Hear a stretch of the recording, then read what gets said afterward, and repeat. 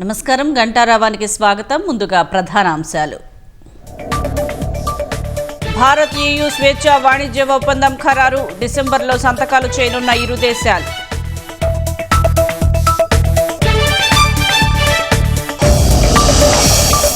Russia ప్రధాన చమురు క్షేత్రాలపై Ukraine దాడులు. లాంగ్ రేంజ్ డ్రోన్లు ప్రయోగించినట్లు జెలెన్స్కీ వెల్లడి.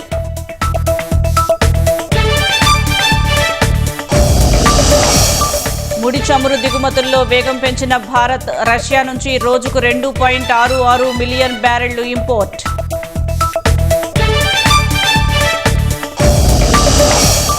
విజనరీ లీడర్తోనే రాష్ట్రంలో అభివృద్ధి సంక్షేమం సాధ్యం. చంద్రబాబు యువకుడిలా పనిచేస్తున్నారన్న రామ్మోహన్ నాయుడు.